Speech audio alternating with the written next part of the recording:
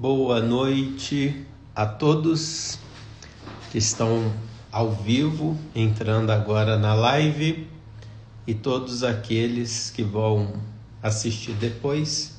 Meu bom dia ou boa tarde também. Thaís é a primeira, vou até acenar. Estamos aguardando o Dr. Mário, Gabriel Coutinho. Boa noite, Mário chegou. Mário, tem que pedir para participar em algum lugar. E aí, acho que é no mais aí embaixo. Hoje nós vamos discutir inteligência artificial e o direito. Um assunto muito novo, muito interessante, com especialista. O Mário acabou de pedir. Na sequência.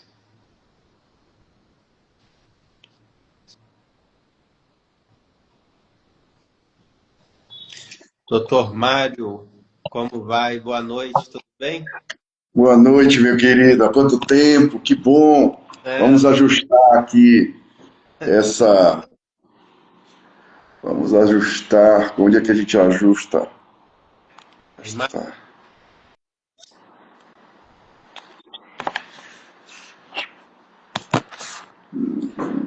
Vamos lá. Todos aqui, ó. Sua esposa, que eu passei a seguir hoje.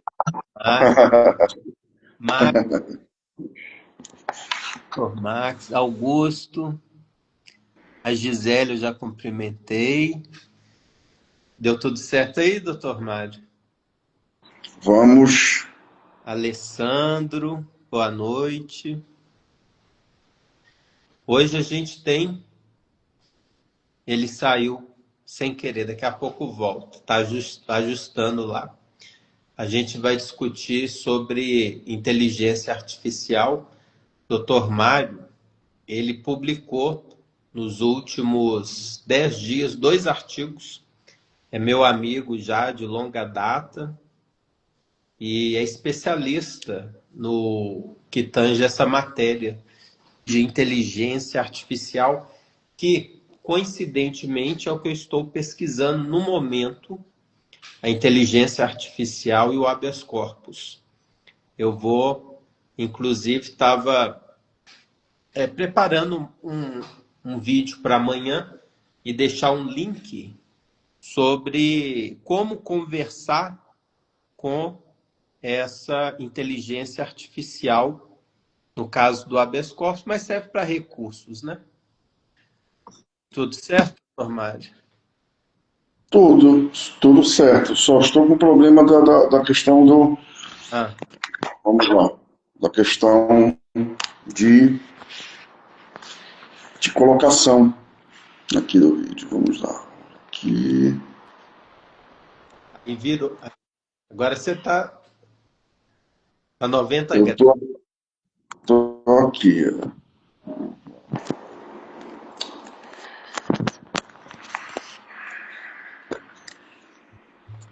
As tecnologias vêm para ajudar, mas às vezes dá trabalho. Agora sim. Agora estamos muito.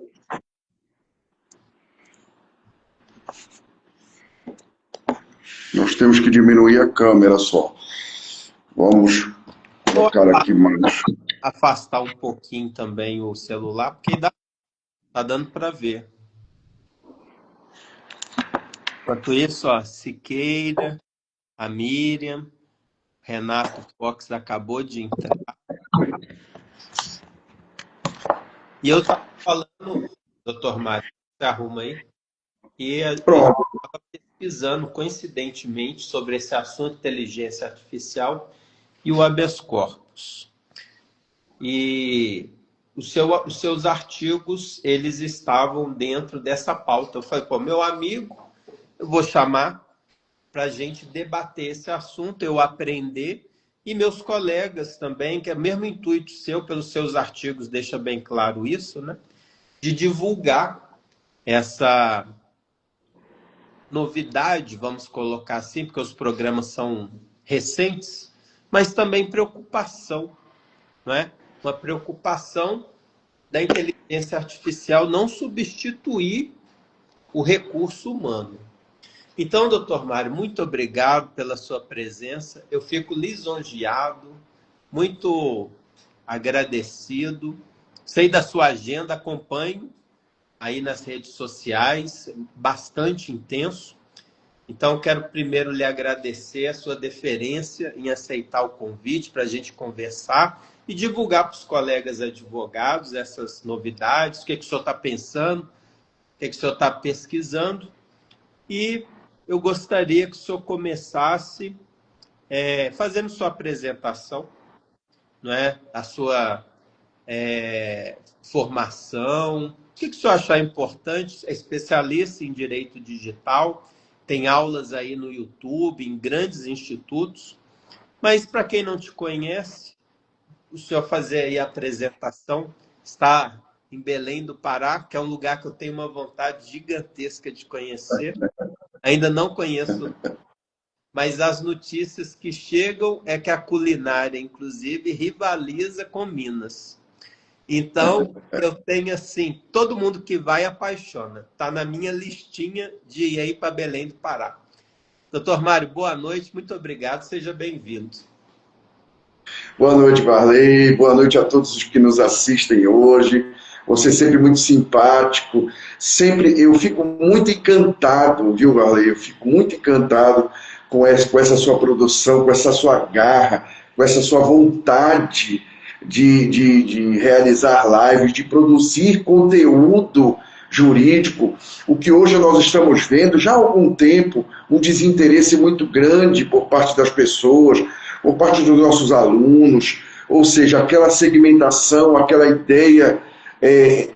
Nós estamos vivendo uma situação muito complicada, né, Marley? Porque nós estamos vinculados, hoje em dia, à questão financeira. Então, hoje, o curso de Direito é para ficar rico, realizando uma cognição muito rasteira. Então, nós estamos vendo, inclusive, casos desses advogados de ostentação, dessas pessoas que só querem vislumbrar o dinheiro como fonte de todo o conhecimento jurídico, ou seja, aquela complicação. Isso sempre foi uma percepção do nosso curso, mas que hoje está muito arraigada. Então, quando eu vejo alguém do seu estilo, do seu conhecimento, querer produzir conhecimento através das redes, convidando, se esforçando, determinando um tempo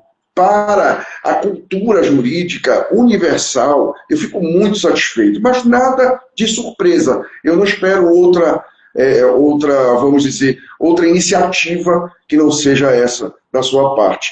E a gente tem que encorajar essa meninada, encorajar esses estudantes de direito, de alguma forma, para que a gente volte aos trilhos e volte ao pensamento jurídico desvinculado à questão financeira. Ou seja, primeiro você desenvolve uma carreira, depois, quem sabe, consegue atingir alguma vantagem financeira. O que a gente está perdendo, infelizmente a gente está perdendo. Agora, no que diz respeito à tecnologia, ao direito, bom, eu me chamo Mário Paiva e há 25 anos, o que importa é que há 25 anos eu escrevo e, de alguma forma, eu entendo, de alguma forma, que a nossa saída jurídica, para que nós possamos desenvolver um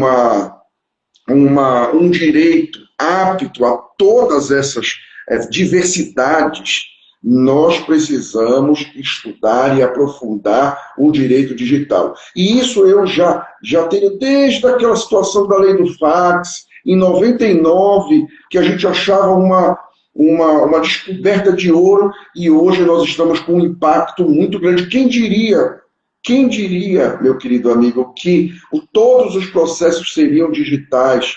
Quem diria isso há 10 anos atrás? Então, tudo isso foi previsto de alguma forma por mim e por alguns profissionais de direito, e eu comecei a escrever. E comecei a alertar as pessoas há 25 anos atrás para esse impacto da tecnologia no direito. E que, infelizmente, meu amigo, eu não sei se é muito forte, mas infelizmente nós estamos perdidos. Nós estamos totalmente perdidos. Nós precisamos desses estudantes novos, nós precisamos nos debruçar. Nós estamos num desafio sem precedentes, sem precedentes. Um desafio que coloca todos os nossos estudos diante de uma dificuldade enorme de desenvolvimento, que vai desde a matéria penal, como você fala. Hoje a gente não sabe, os crimes são cometidos no mundo inteiro, em qualquer lugar do mundo, e hoje a gente nem sabe direito como é que a gente vai punir esses crimes. A gente não sabe nem questões de qual a lei aplicar, a extraterritorialidade. Nós ainda não nos debruçamos de uma comunidade mundial para coibir a prática desses crimes. Enfim, são elementos e elementos que surgem a todo tempo e a todo dia, e nós não temos a solução. E pior, e para concluir essa primeira parte, nós não conseguimos, não conseguimos utilizar os ensinamentos do passado para serem aplicados agora no futuro. Princípios, dogmas, todo tipo de ensinamento hoje fica muito pueril para serem aplicados em matéria penal, na solução dos litígios. Muito bem.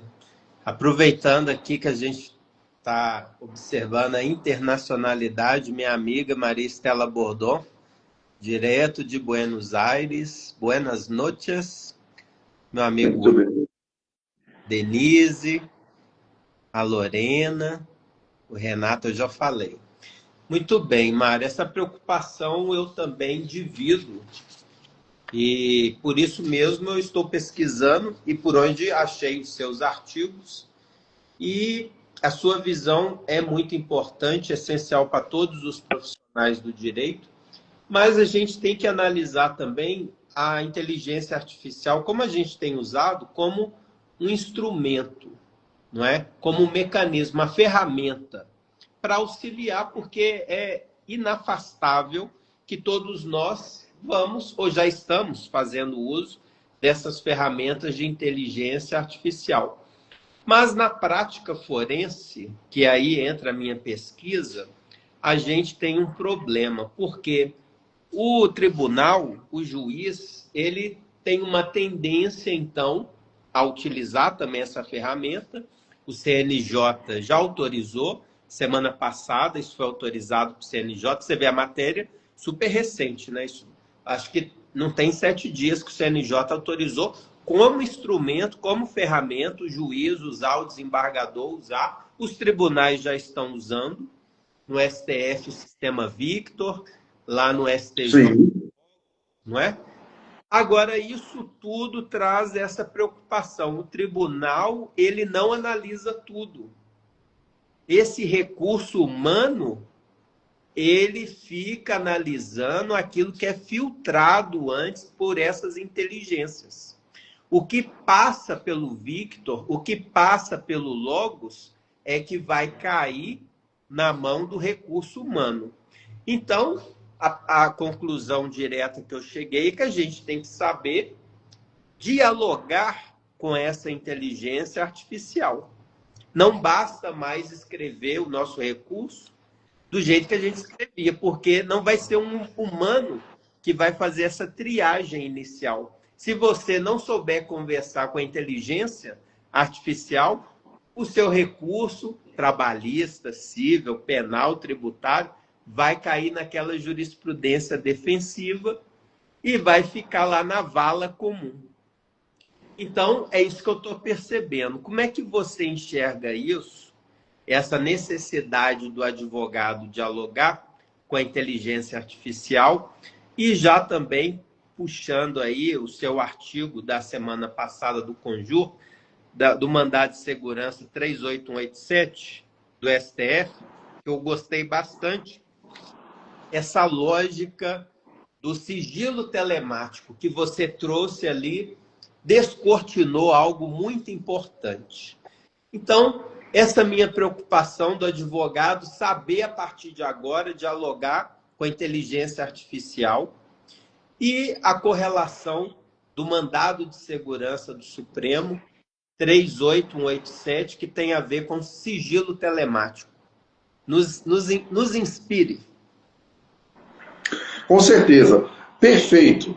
O que acontece? Já anteriormente, nós temos debates aí que podem limitar. Nós não temos condições de debater todos esses pontos nesse espaço de tempo. Mas a gente pode correr e pode dar alguma ideia aqui para as pessoas que nos assistem. Bom, o que acontece?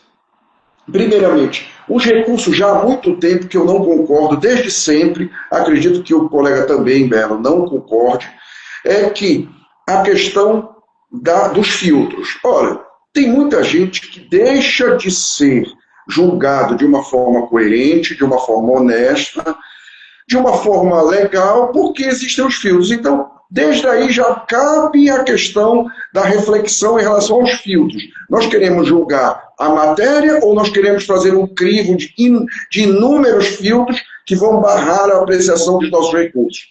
Essa daí é uma situação já que se perdura há muitos anos e que a gente poderia dedilhar, poderia entender algumas situações em que a gente poderia mudar o centro da atenção, porque o centro seria verificar a matéria do recurso, ou seja, por que aquela pessoa está presa, por que aquela pessoa tem que ser tirada do calabouço, tirada da prisão. Essa é a primeira situação.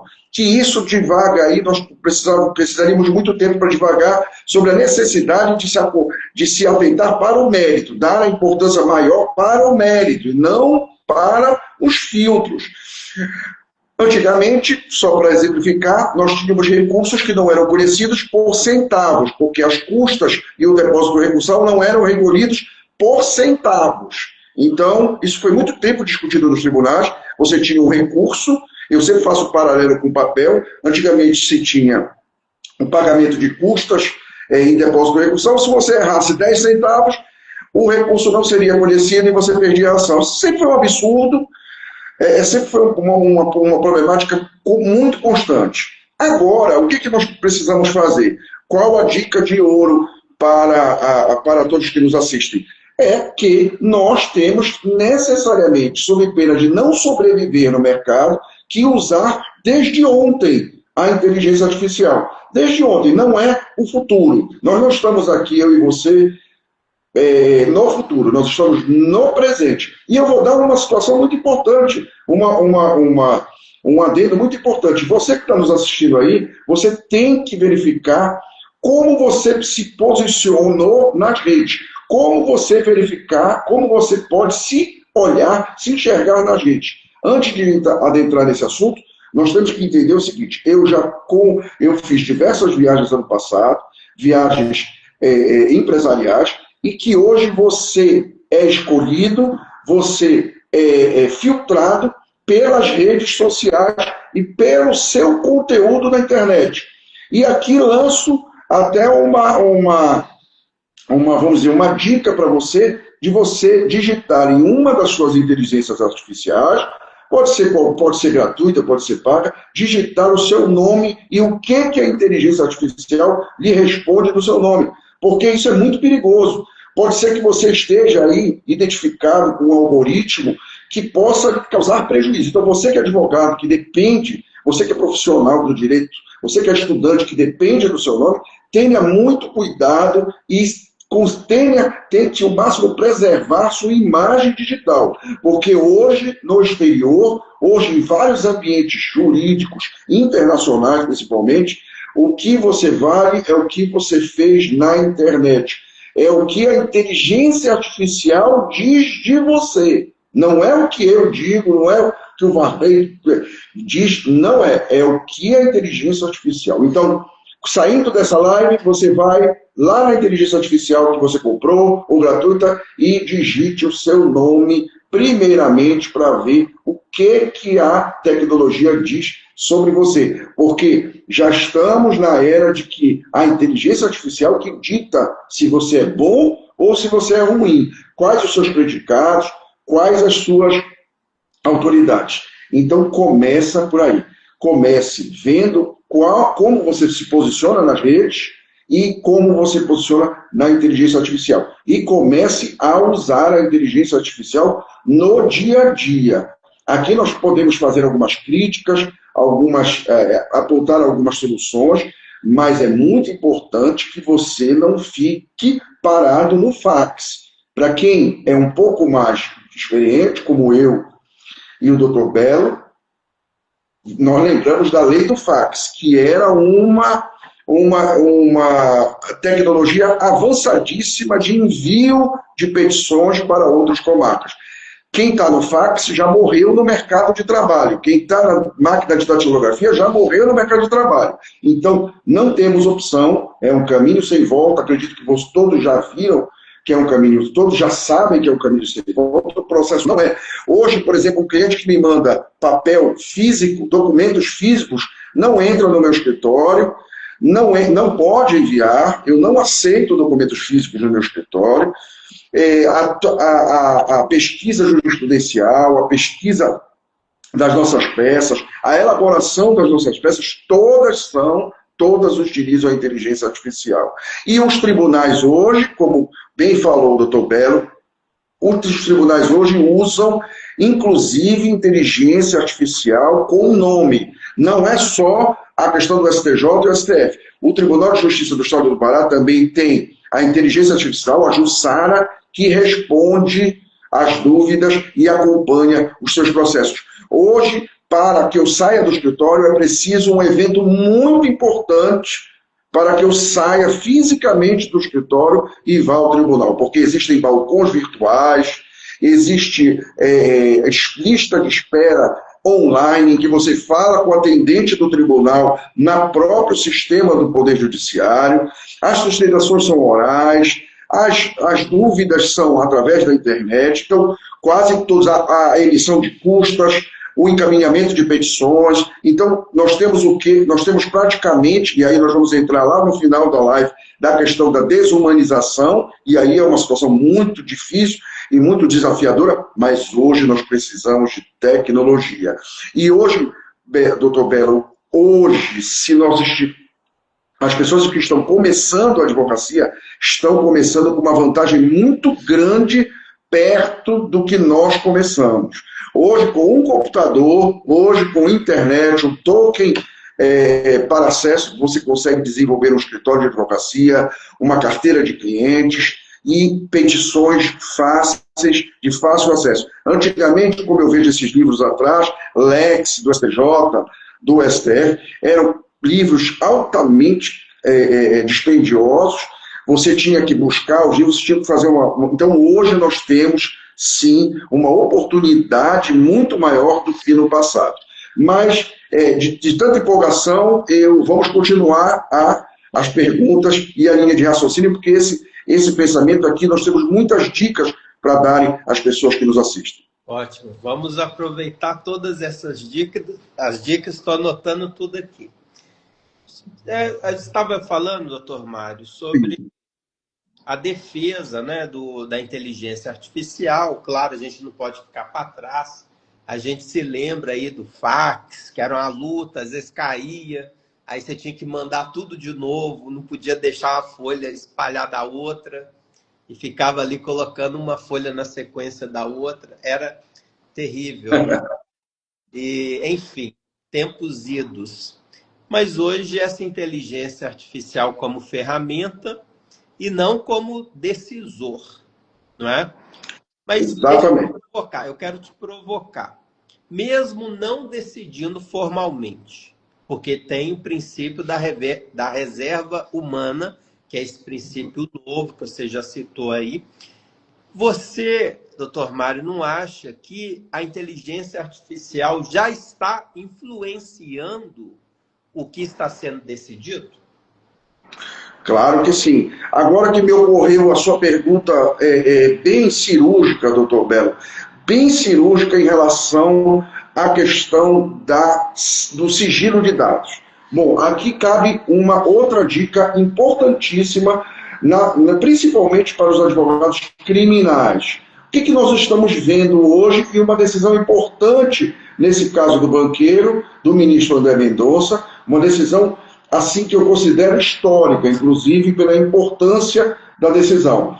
Você vê que a Polícia Federal e os outros órgãos de investigação, eles pura e simplesmente pegam, vamos falar numa linguagem bem tranquila, eles pegam os seus hardwares, pegam o seu aparelho telefônico, pegam o computador e simplesmente fazem uma vasculha de todos os dados que estão insertos ali no computador. Ora, é um absurdo completo, é uma invasão totalmente descabida. E hoje existem notícias também de um ministro do STJ que está sendo acusado de um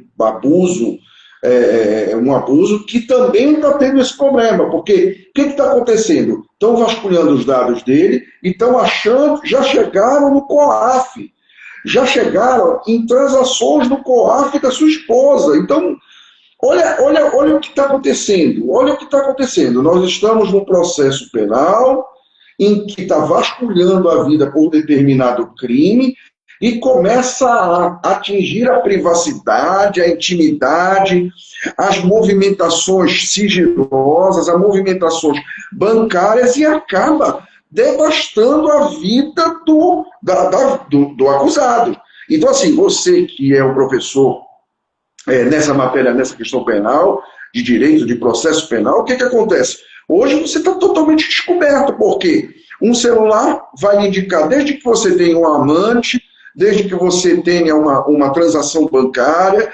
Então, dificilmente uma pessoa que cai na investigação penal, que cai num inquérito policial, dificilmente ela será inocentada. Por quê? Porque a partir do momento da busca de dados, você vai ter um crime que ele vai ter cometido.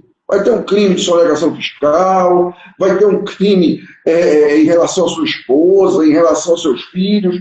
Então, olha só, caiu no sistema penal, pegou os dados, e pior, divulgou os dados. Ah, mas o processo é público. Divulgou os dados, aí a mulher vai abandonar o sujeito, os filhos vão odiar a pessoa por matérias jornalísticas, que nós já vimos que destruíram várias pessoas, mesmo inocentes, no passado. Então, o papel do advogado criminalista hoje é um papel fundamental de manutenção da ordem e do sistema penal como um todo, que está muito bagunçado. As autoridades investigativas estão fazendo o que querem com os acusados. E aí não tem defesa que vá dar conta dessa avalanche de dados, de invasão de dados e publicidade de dados. Para fechar só essa situação da publicidade de dados, da proteção de dados, nós temos que entender o seguinte, doutor Belo, nós temos que entender que no passado nós saíamos, por exemplo, ao cometer um crime ou ser acusado de um crime, nós saíamos numa manchete de jornal do nosso estado. Um dia, e quando você fosse à banca de revistas, procurar aquele jornal novamente, aquele jornal não mais existia, porque tinha sido recolhido de todas as bancas. Então você só tinha o registro público daquela acusação de crime pela imprensa em um dia da sua vida. No máximo a repercussão, dependendo da repercussão. Hoje não, hoje se você cai nas redes, você vai ter aí as pessoas te olhando 7 dias na semana, 24 horas, 365 dias por ano. Vai estar lá escrito Mário Paiva acusado de determinado crime. E até a retirada, e até que eu prove a minha inocência, mesmo assim ainda será difícil apagar os registros, porque é notícia pública, é notícia de todos. Então eles têm esse escudo que vai reverberar na sua vida profissional. Eu já tive, e aí para terminar esse bloco, eu já tive clientes, doutor Belo, que tiveram várias recusas, vários clientes que tiveram várias recusas, tendo em vista a pesquisa falsa na internet. Ou seja, celebrando o contrato é recusado porque seu nome está divulgado como um possível estelionatário, ou que passou, enfim, que cometeu algum crime, muitas das vezes é vetor para que você realize qualquer tipo de transação legal, patrimonial, enfim, e até mesmo na questão familiar. Muito bem, doutor Mário. É realmente assustador, porque ocorre o que a doutrina e a jurisprudência chamam de phishing expedition.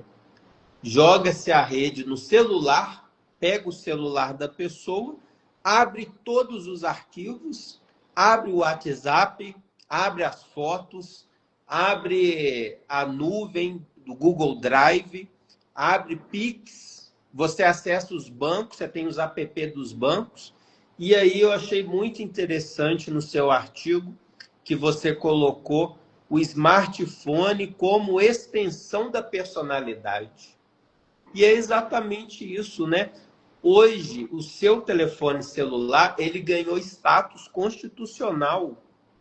Você não pode mais observar o celular como se fosse há 10, 15, 20 anos, onde tinha só as ligações telemáticas.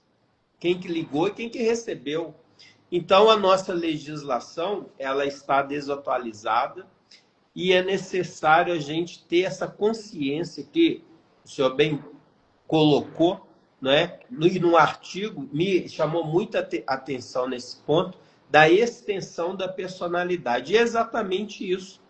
O advogado, ele tem que passar a enxergar o celular como um objeto que estende a personalidade da pessoa e atingir o dispositivo sem ordem legal é tão grave quanto atingir a própria personalidade da pessoa. Aqui, o doutor Inácio fez uma pergunta. O uso da IA em alto nível expõe a má prestação jurisdicional. Isso vem me causando condenações por litigância de má-fé genéricas por causa disso. Isso é um problema que, na parte do advogado, doutor Mário, não sei se o senhor está de acordo, a gente tem que ler e reler várias vezes as petições, não aceitar a jurisprudência, a doutrina, porque isso aí é dar murro em ponto de faca. E quando isso vem da prestação jurisdicional, o que a gente teria para dizer para o doutor Inácio? Muito obrigado aí, doutor Inácio, pela pergunta. Um abraço para o Cacá, meu tio Torto, Bernardo e o Ferreira. Um abraço a todos. Doutor... Muito boa pergunta. E olha, doutor Belo, Inácio, muito fácil, meu amigo. Ainda bem que você tá nos vendo, porque eu resolvo essa sua situação de uma forma bem tranquila, bem útil. E eu acho que hoje a questão da informação, hoje realmente ela se faz um bem muito precioso, mais do que nunca. Essa questão em que eu já me debrucei algumas vezes de má-fé, ou então litigância de má-fé por causa do erro da tecnologia, da IA, que informa jurisprudências montadas e erradas. Meu querido Inácio, é muito fácil resolver isso. Faça suas petições por IA, não tem problema nenhum. Quando chegar na jurisprudência, você vai na inteligência artificial do tribunal ou das próprias jurisprudências que estão fartamente divulgadas e de forma gratuita no site do tribunal o qual você está litigando. Obviamente, né, que é uma técnica jurídica muito antiga, em que você, para citar jurisprudência, você cita a jurisprudência do tribunal que você está litigando. Ou seja, se você está aqui nos juizados especiais de Belém, você vai no site do Tribunal de Justiça do Estado do Pará e recolhe a determinada jurisprudência. Caso não haja jurisprudência nas cortes, então você se depara aí com o STF ir com o STJ ou com o Tribunal Superior do Trabalho e retira a jurisprudência do site do tribunal. E pronto, e a situação acabou, não temos perigo nenhum em realizar a inteligência artificial, as petições por inteligência artificial. Agora, quanto a julgamento, a mesma forma. Nós estamos, olha só, é porque o que está acontecendo? Eu estou dando aqui dicas de sobrevivência. Nós estamos aqui, doutor Belo, dando dicas de ouro de sobrevivência. Então, um cliente chega comigo, e nós já tivemos situações horrorosas, nós já tivemos suicídios pela internet porque foram divulgadas fotos íntimas das vítimas. E foram vários catalogados, inclusive aqui no Pará, de jovens que tiraram a própria vida, porque nunca mais, e aí vai uma situação, vai uma dica muito importante, um alerta e uma dica muito importante. Meus amigos ouvintes, doutor Belo, se você não quer que a foto seja divulgada, eu chego ao absurdo de dizer não tire a foto, não bata a foto, porque existem mecanismos, mesmo com telefones desligados, mesmo você estando na rede, mesmo quando você coloca seu celular para conserto de alguma autorizada, você pode ter todos os dados e as fotos espalhadas na internet com a simples verificação do seu celular. Então, fotos íntimas não são, neste momento do processo, neste momento de vida, nesse momento jurídico, não são para ser registradas. Fotos íntimas que você não quer, não faça o registro, porque mesmo a decisão judicial, que você vai conseguir com um bom advogado como o doutor Belo, você vai conseguir eliminar. Agora, você vai conseguir tirar ela do mundo digital? Não vai conseguir tirar ela do mundo digital. No máximo, você vai conseguir tirar ela no Brasil. No máximo. Mas, em relação às outras jurisdições, dificilmente você vai alcançar isso. Então, nós estamos no momento, e aí falou muito bem o doutor Belo, num momento defensivo. Nós estamos... A maior dica aqui é a dica de se defender das tecnologias. E olhem, muito cuidado, não saia daqui, eu insisto, não saia dessa live, e quando ela terminar, você verifica o seu nome, como você está sendo tratado nas redes. Não descuide dessa informação, porque você vai ter que, se houverem fatos ou atos divergentes, você já tem que trabalhar no sentido de retirá-los, porque hoje, insisto, as autoridades, os eventos internacionais dos quais nós participamos, os eventos com outras bancas de advocacia, elas veem a sua. Existem apps, doutor Belo, em que você está numa reunião em algum país, principalmente asiático, em que você não fala nada. Pura e simplesmente a pessoa pega o celular e mira no seu rosto, no seu perfil. E automaticamente, naquela pessoa que está, seja em qualquer língua, seja em qualquer situação, ela já sabe quem você é e ela já procura todas as informações. Dali você pode até se retirar da mesa ou ser retirado da mesa porque realmente não é o perfil empresarial, contratual ou negocial que você possa estar naquela mesa. Realmente incrível e assustador. O doutor Inácio está falando aqui que é a qualidade das decisões. Aí, doutor Inácio, eu ia exatamente colocar neste ponto. A conclusão que eu cheguei, estou atualizando, fazer minha propaganda. Estou atualizando meu livro, vai para a 3ª edição, A Prática do Habeas Corpus. Parabéns. Muito obrigado. E é evidentemente que eu tenho que falar da inteligência artificial, e esse problema, doutor Inácio, ele chegou para a gente também analisar, porque às vezes você impetra o habeas corpus e o pano de fundo não é decidido, porque acontece isso que o doutor Inácio falou, de você falar, expor, fazer tudo certo, e o magistrado dá uma decisão ruim, às vezes enviesado por outro tipo de legislação, de jurisprudência, que tem nada a ver com o que você pedia. E a questão que eu cheguei à conclusão foi que nós temos hoje 2 níveis de admissibilidade. Esse normal, tradicional, formal que a gente tem né, de falar das partes, da justa causa, do constrangimento, dos fatos, do direito do pedido. Esse que a gente tem essa forma tradicional já ultrapassada, mas é o sistema formal, e tem esse filtro de admissibilidade que eu chamo cognitiva, que talvez seja aí, doutor Inácio, a gente precisar conversar, e eu vou deixar disponível um link ao final dessa live, afixado nos comentários. Eu ia fazer isso amanhã, mas eu vou fazer hoje, com um modelo de habeas corpus que eu dialogo com a inteligência artificial para evitar esse tipo de problema que o doutor Inácio colocou. Porque hoje, quando você inicia sua petição inicial, primeira coisa, você tem que dialogar com os algorítmicos. Você tem que dialogar com os filtros, com a inteligência artificial do tribunal ou que está sendo utilizado pelo juiz.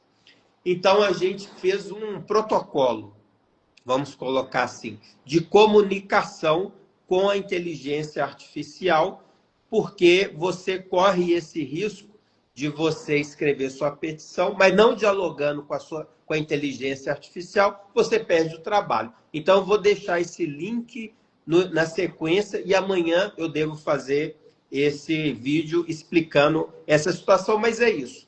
Como dialogar com a inteligência artificial e você não ter a sua peça invisível, não é? Porque passa batido pela inteligência e cai na vala comum.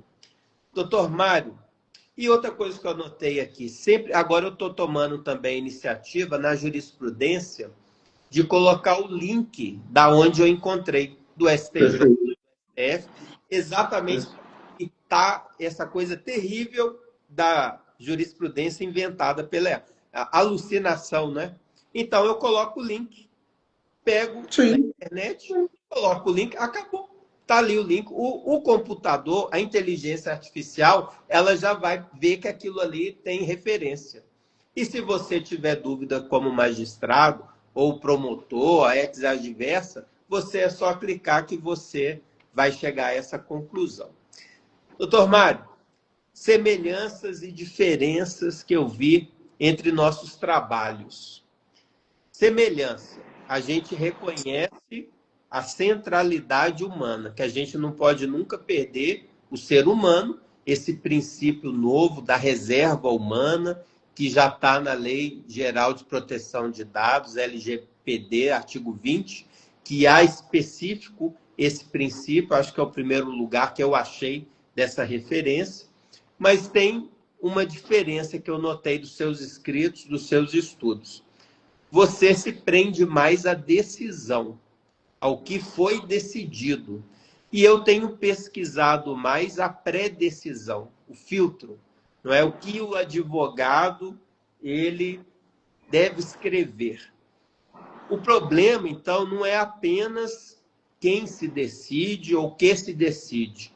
É o que também chega lá para ser decidido, talvez esse problema do doutor Inácio, que anexa o acórdão, mas o jeito, doutor Inácio, que você expõe um problema, ele não chega na inteligência artificial e chega enviesado para o juiz. É isso que eu tenho percebido. Doutor Mário, para a gente fechar a live, passou super rápido, porque foi agradável. Como o senhor vê essa diferença dos nossos estudos? Claro, se complementam, não é? A gente faz a petição pensando na decisão. A decisão que foi alcançada, que o senhor tem estudado, surgiu de uma petição inicial. E o futuro da advocacia será mais que dominar o direito, ou a gente tem que dominar o direito, como ele vai chegar ao tribunal? Quer dizer, é só o direito ou é como a gente vai levar o problema para o tribunal? Como é que o senhor vê essas diferenças e essa situação de levar o problema ao tribunal, levar o problema para a justiça? Tem muita utilidade em tudo que você falou, doutor Bela. Tem muita utilidade. Não dá nem para... Eu me perdi, assim. Eu não sei nem por onde começar em tão pouco tempo, porque a gente tem que correr. Mas assim, entendi, o meu próximo artigo agora será em relação à autoajuda do advogado, perfeito, o que eu estava me dedilhando era na sentença, e assim agora eu vou direcionar um pouco para o acesso do habeas corpus. Perfeito. E olha, digo mais, a gente poderia fazer um trabalho muito belo, conforme o doutor Belo, muito belo no seguinte sentido, em organizar junto com a OAB, organizar junto com o Ministério Público, junto com os tribunais, o seguinte, bora fazer o seguinte, vamos analisar todos os habeas corpus, fazendo o quê? Utilizando uma inteligência artificial que seria só de intuitiva. Você vai lá, clica, coloca o nome, coloca a tese e chega para análise. Você já faz um formulário no próprio tribunal, assim no PJE, você já faz um formulário do habeas corpus. Acabou. Você chega lá e não vai. E vamos esquecer, daqui a um tempo, essa live vai ficar registrada para a história. Daqui a um tempo, nós dois agora decidimos como. Decidimos não, nós estamos sugerindo como o problema deve ser resolvido. O problema pode ser resolvido simplesmente com a união da tecnologia, OAB, advogado, num determinado, vamos dizer, num determinado modo de inclusão em poucos dados, em tipo uma, vamos dizer, tipo uma ficha de inscrição em que a gente não perderia tempo nenhum em relação à acessibilidade do recurso, à negação do seu segmento. Não, isso não seria necessário. Pronto, basta dedilhar, basta preencher aquele relatório, aquelas entrelinhas, que o seu recurso ia ser examinado no mérito. Pronto, e vou escrever sobre isso amanhã ou essa semana em relação à questão da acessibilidade do habeas corpus, que ele não merece não ter acessibilidade, ele não merece ser trancado por qualquer motivo banal que não seja o mérito do recurso. Está aí o artigo feito. Agora é só trabalhar, pensar, até sexta-feira ele vai estar redigido. Doutor Mário, se me permite, eu vou deixar o link, porque a gente estava junto nessa pesquisa. Eu vou deixar o link que chama o protocolo de análise da tese. Meu querido, deixa eu interromper. Eu queria agradecer muito toda a diferença, mas é porque a TV Gazeta vai entrar no ar agora. Por isso esse fundo, por isso um pouco, vamos dizer, amador. Entendeu? Porque eu estou aqui na sede da TV Gazeta e a gente vai entrar 8 horas. Eles já estão me chamando aqui. Tá bom, doutor. Eu agradeço. Eu sei da sua correria, mas eu te agradeço. E eu vou encerrar aqui. Você fica à vontade. Muito obrigado pela sua participação. Vai ficar a nossa live, a nossa conversa no feed. E a gente conversa. E nasceu a ideia hoje que vai reverberar durante anos e anos, doutor Belo. Grande abraço. Um abraço, doutor Mário. Muito obrigado. Pessoal, então eu vou encerrar, porque, de fato, né, o doutor Mário, como vocês viram, é uma sumidade no direito digital. E a ideia dele final é exatamente o protocolo que eu falei. Tem algumas dissertações de inteligência artificial já defendidas, eu já li, estudei, e foi exatamente a conclusão que eu cheguei. Quando você vai fazer um habeas corpus, por exemplo, você vai fazer uma apelação, uma ação de despejo, seja lá o que for, você precisa respeitar o protocolo. Então, eu fiz um desenho de um protocolo que é até onde eu estudei e é o meu protocolo e tem dado certo. Então, doutor Inácio, esse problema da gente fazer uma petição e ser julgado outra coisa, eu acho que com esse protocolo a gente fecha. E talvez isso seja a maior vantagem da inteligência artificial, porque o problema ele é apresentado direto e a resposta é direta. Então, é necessário a gente seguir esse modo de raciocínio. E eu vou deixar o link para vocês das 2 primeiras páginas do habeas corpus que eu fiz semana passada, dia 26 ou 24, que eu protocolei, já dentro desse novo formato. Vocês vejam, estudam e depois me retornem se vocês acham que aquilo ali é interessante, se foi positivo ou não. Eu agradeço todos que estão aqui até agora. Moisés entrou agora, a Josiane Fonseca, a Raquel Medrado, Matheus, acho que os outros eu já cumprimentei todos. Muito obrigado, gente, e até a próxima oportunidade. Sigam aí as redes sociais para a gente manter esse diálogo, que eu gosto muito de bater esses papos inteligentes. Um abraço e até mais ver.